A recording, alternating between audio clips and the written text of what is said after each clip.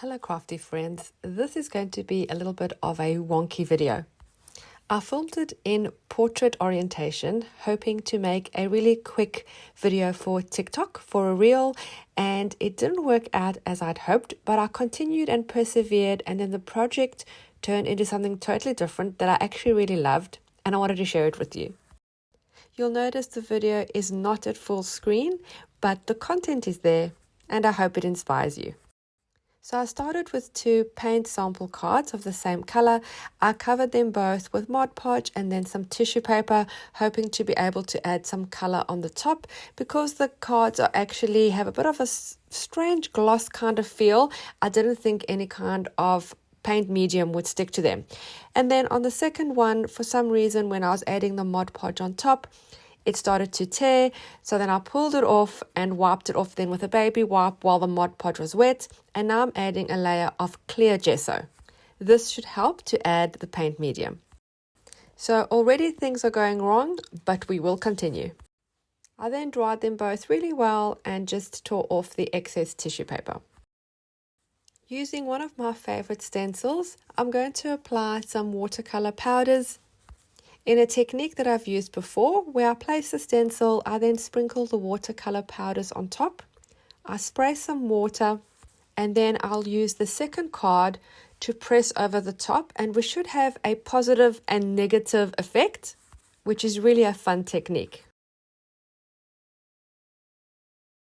So pressing the card that has the clear gesso over the top, and I press it down firmly. As I pick it up, that actually looks pretty good, but when I lift my stencil, it is a bit of a watery mess. So using a bit more water and another kind of card, I'm trying to get the color to lift off in the design. It's looking okay on the small card, but this is still not what I was looking for. So at this point, I'll put everything to the side and I thought I'll start again. I have a third card in the same color, fortunately, so I'm going to try something else. I'm adding again the clear gesso, as this obviously is working better than adding the tissue paper. The card is buckled slightly, which is normal, so to keep it flat for the next part, I'm going to just tape down each edge with some masking tape. I'm going to add my stencil on top and then use my watercolor powders again. I use a combination of the Ken Oliver Color Bursts and also the brushes, depending on what colors I need. I'm going to spray my water on top, and then I'm just going to use a scrap piece of paper over the top of this. I'm not trying to create another sort of positive and negative at this point. I just want to lift most of that wetness off, and then I lift my stencil and it has sort of worked. I've probably used a little bit too much water, so it sort of made a big puddle in the middle, but we can work with this. I'm going to just tilt the card all the way around, just tipping it here and there, adding a little bit more water and letting some of that color run. This one is not a total fail. Although all my elements are not working in this video, I'm showing it to you to show you that it is okay to try things and that don't work out or don't come out as you imagine them, and how you can change them into something nice even if they are a failure to start off with. I've added some texture paste with the stencil just to lighten the overall look, and now I'm using my fine tip bottle with watered down white acrylic paint and doing some scribbles. At this point, I'm still just experimenting. And then I had an idea. I'm going to use all three cards to create 3 new cards.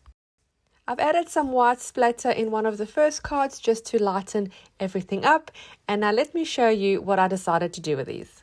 So they started off as paint samples. They don't look like that anymore, which is fine, but they are segmented into 3 pieces. So what I'm going to do is I'm going to tear the pieces apart. It is a perforated kind of card, and then I'm going to reassemble them with one piece of each in a separate card. So it's sort of like a puzzle, and each piece is going to be different.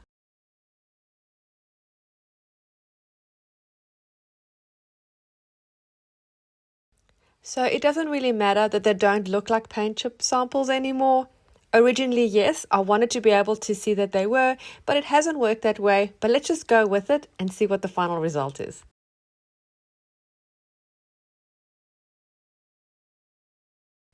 Now to join the pieces back together, I'm going to use my sewing machine. I'm going to use a white thread and a zigzag stitch and stitch it just up and down each section just to join it up.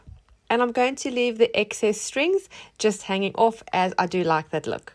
If you don't have a sewing machine, you could always use strips of paper at the back of these to join them together, or a piece of washi tape, or glue the whole thing onto a piece of cardstock. And they give me the underwater feel, so I'm going to use this beautiful printable from Digital Collage Club with mermaids and under the sea images to decorate my cards. I'll put the link to Digital Collage Club in the description box below. There's also a lovely discount if you use my links. Let me add that there are thousands of printables on Digital Collage Club. From your full junk journal kits to ephemera, coasters, inchies, bookmarks, there are so many options and it's across many themes. I'm now going to add a large piece of cheesecloth under each image. I'm cutting it very roughly and I'm pulling the edges to make it very frayed and rustic looking. If I stuck the image directly onto the card, it would lose its vividness because the background is quite bright. I need to add some kind of plainer, softer color behind each image so that it can actually pop off the page. And then I remembered I have this really amazing metal die which looks like bubbles. So I've just die cut some bubbles in white, and I'm going to cut each die cut in half and then place it underneath the image on either side. That will also help lighten and frame the image. I still feel it needs a little bit more of an accent, so I'm going to add some silver leaf. I'm just adding this with some glue stick, just in 2 places on each card. This of course is optional if you don't have any kind of silver or gold leaf. I would really love if you subscribed to my channel. I have lots of art journaling, junk journals, projects like this. I also have my Yuck to Yum series where I show you how to take unloved art and turn it into something new. And of course, this is home of the Full Deck Challenge. When you subscribe, I would also suggest you hit the little bell so you're notified every time I upload new content.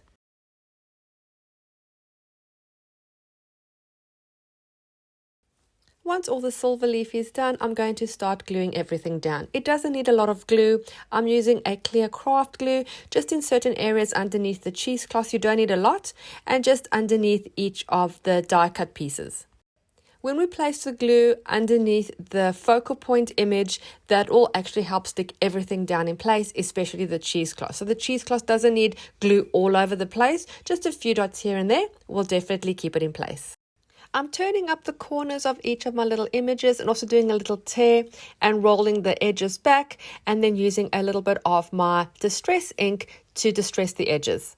It already has that feel around the image, so I'm just enhancing it a little bit more, and then I'm applying glue all over the back and then sticking that down.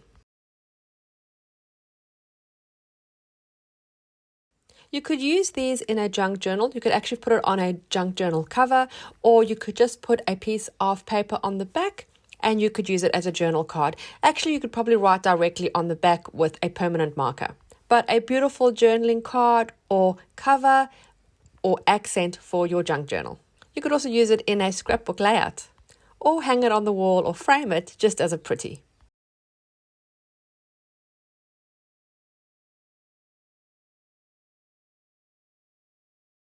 So I believe never throw anything away. Even if you're not happy with it, I think it can always turn into something else. This started off as a really quick reel that I was going to make. It didn't work out, but I found another way to use the elements that I'd created to create a beautiful background. And then using these stunning images from Digital Collage Club, I think I've created some really pretty cards.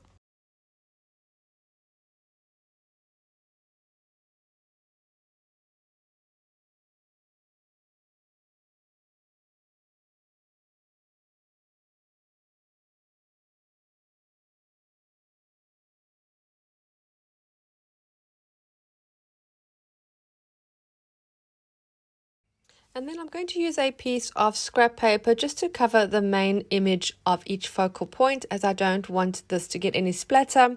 And then I'm going to use my watered down white acrylic paint and just splatter here and there over the entire card. This will also help lighten up everything again.